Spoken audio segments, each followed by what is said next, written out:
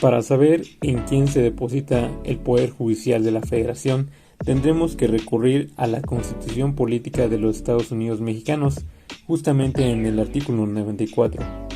Este nos establece lo siguiente: se deposita el ejercicio del Poder Judicial de la Federación en una Suprema Corte de Justicia, en un tribunal electoral, en plenos regionales, en tribunales colegiados de circuito, en tribunales colegiados de apelación y en juzgados de distrito.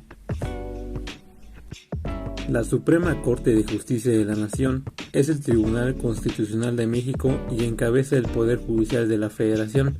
Su principal función es vigilar que las leyes y actos de autoridad se apeguen a la Constitución y no vulneren los derechos humanos de las personas.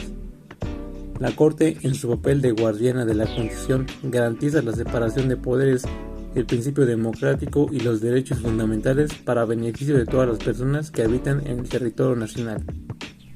Para conocer la integración de la Suprema Corte, tendremos que consultar el artículo 94 de la Constitución Política de los Estados Unidos Mexicanos, justo en el párrafo tercero. Este nos establece lo siguiente: la Suprema Corte de Justicia de la Nación se compondrá de 11 integrantes, ministras y ministros, y funcionará en pleno o en salas. La función de estos ministros y ministras de la Corte: resuelven y dictan sus determinaciones como tribunal pleno cuando participa la totalidad de quienes la integran, es decir, intervienen los 11 ministros y ministras. También laboran en 2 salas, conformadas por 5 integrantes cada una. El ministro o ministra que se hace cargo de la presidencia de la Corte no integra ninguna de las salas. Con sus equipos de trabajo, las y los integrantes de la Corte realizan proyectos de resolución sobre los asuntos que les son asignados, mismos que analizan y discuten de manera colegiada con sus pares. Todas las decisiones se toman a través de votaciones de manera abierta e independiente, protegiendo y ampliando los derechos y libertades de las personas. Para conocer los requisitos para ser ministro de la Suprema Corte, hay que acudir directamente al artículo 95 de la Constitución Política de los Estados Unidos Mexicanos, el cual nos establece lo siguiente: para ser electo ministro de la Suprema Corte de Justicia de la Nación se necesita, fracción primera, ser ciudadano mexicano por nacimiento, en pleno ejercicio de sus derechos políticos y civiles. Fracción segunda, tener cuando menos 35 años cumplidos el día de la designación. Fracción tercera, poseer el día de la designación, con antigüedad mínima de 10 años, título profesional de licenciado en Derecho, expedido por autoridad o institución legalmente facultada para ello. Fracción cuarta, gozar de buena reputación y no haber sido condenado por delito que amerite pena corporal de más de 1 año de prisión, pero si se trate de robo, fraude, falsificación, abuso de confianza y otro que lastime seriamente la buena fama en el concepto público, inhabilitará para el cargo cualquiera que haya sido la pena. Fracción quinta, haber residido en el país durante los 2 años anteriores al día de la designación y, fracción sexta, no haber sido secretario de Estado, fiscal general de la República, senador, diputado federal, ni titular del Poder Ejecutivo de alguna entidad federativa durante el año previo al día de su nombramiento. Los nombramientos de los ministros deberán recaer preferentemente entre aquellas personas que hayan servido con eficiencia, capacidad y probidad en la impartición de justicia o que se hayan distinguido por su honorabilidad, competencia y antecedentes profesionales en el ejercicio de la actividad jurídica. El procedimiento para nombrar ministras y ministros de la Suprema Corte lo podemos encontrar en el artículo 96 de la Constitución Política de los Estados Unidos Mexicanos, el cual dicta lo siguiente: para nombrar a los ministros de la Suprema Corte de Justicia, el presidente de la República someterá una terna a consideración del Senado, el cual, previa comparencia de las personas propuestas, designará al ministro que deba cubrir la vacante. La designación se hará por el voto de las 2/3 partes de los miembros del Senado presentes, dentro del improrrogable plazo de 30 días. Si el Senado no resolviere dentro de dicho plazo, ocupará el cargo de ministro la persona que, dentro de dicha terna, designe el presidente de la República. En caso de que la Cámara de Senadores rechace la totalidad de la terna propuesta, el presidente de la República someterá una nueva, en los términos del párrafo anterior. Si esta segunda terna fuera rechazada, ocupará el cargo la persona que dentro de dicha terna designe el presidente de la República. Para saber la duración en el cargo de ministro de la Suprema Corte, tendremos que dirigirnos al artículo 94 de la Constitución Política de los Estados Unidos Mexicanos. En los últimos dos párrafos nos establece lo siguiente: los ministros de la Suprema Corte de Justicia durarán en su cargo 15 años.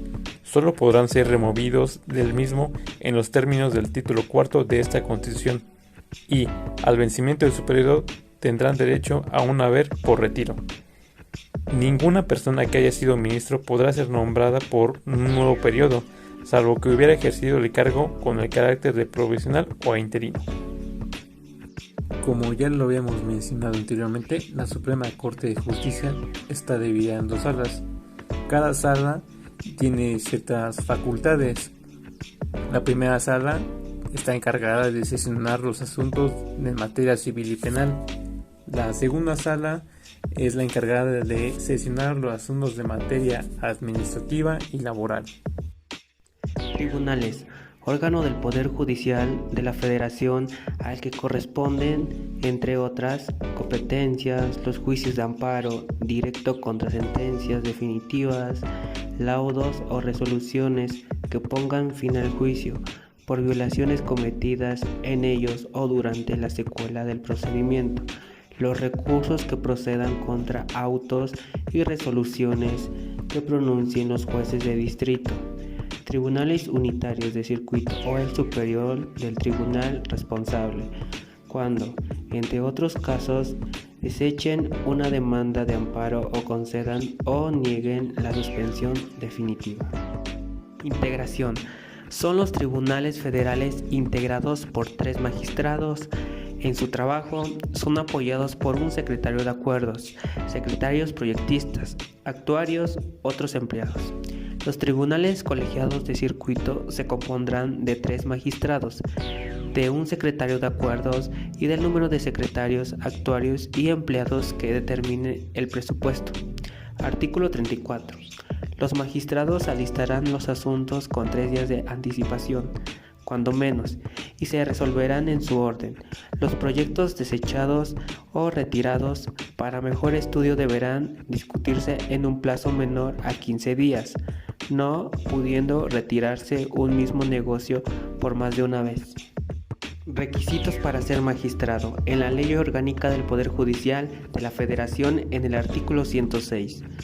Para poder ser designado magistrado de circuito, se requiere ser ciudadano mexicano por nacimiento, que no se adquiera otra nacionalidad y estar en pleno goce y ejercicio de sus derechos civiles y políticos, mayor de 35 años. Gozar de buena reputación, no haber sido condenado por delito intencional con sanción privativa de la libertad mayor de 1 año, contar con un título de licenciado en Derecho expedido legalmente y práctica profesional de cuando menos 5 años, además de los requisitos previos en esta ley respecto a la carrera judicial. Procedimiento de selección. 1. Emisión de convocatoria. 2. Fase de evaluación de conocimientos. Examen escrito. Resolución de caso práctico. Fase 3. Fase de valoración de aptitudes. Evaluación de las aptitudes, actitudes, capacidades y competencias psicológicas y vocacionales para desempeñar el cargo de que se trate dentro de los órganos del Poder Judicial. Duración en el cargo. Los magistrados de circuito y jueces de distrito presentarán sus servicios en virtud del nombramiento expedido a su favor por el Consejo, el cual durará 6 años y a su término podrán ser ratificados en apego a las disposiciones legales aplicables y a los acuerdos. Algunas facultades. Los jueces y magistrados son los encargados de administrar e impartir justicia en forma imparcial y objetiva, según los lineamientos de la Constitución Política de la República. y las leyes nacionales. El Poder Judicial funciona de manera autónoma sobre el Poder Legislativo y el Poder Ejecutivo a fin de garantizar sus dictámenes. El principio de inamovilidad sugiere aquello que no puede ser movido en modo alguno, aquello que es estable, permanente, duradero, que no puede ser modificado. La inamovilidad de los magistrados es una garantía a la sociedad de contar con servidores idóneos para impartir justicia pronta, completa, imparcial y gratuita, tal como lo establece el artículo 17 de la Constitución Federal. Y yo les voy a hablar de 2 puntos: los juzgados de distrito y tribunal electoral. Los juzgados de distrito, ¿qué son? Son los órganos jurisdiccionales de primera instancia del Poder Judicial de la Federación. Están a cargo de un juez de distrito, quien es auxiliado por secretarios, actuarios y otros empleados. En algunas ciudades como las de México y Guadalajara, los juzgados de distrito están especializados por materias, como es la penal, por ejemplo, la civil, la administrativa, la laboral, entre otras más. Mientras que en otros lugares, los juzgados de distrito conocen indistintamente de cualquier materia. Y otra pregunta es, ¿cuáles son las funciones de los juzgados de distrito? Pues en primer lugar, conocer las controversias que se susciten con motivo del cumplimiento o aplicación de leyes federales en las materias que ya hemos hablado, como la penal, la civil y administrativa. Y también por segundo punto, resolver los juicios de amparo indirecto o en materia civil, penal, administrativa y también laboral. En la Ley Orgánica del Poder Judicial de la Federación, en el título 4 de los juzgados de distrito, capítulo 1, menciona de su integración, como en el artículo 42, los juzgados de distrito se compondrán de un juez y del número de secretarios y actuarios y también empleados que determine el presupuesto.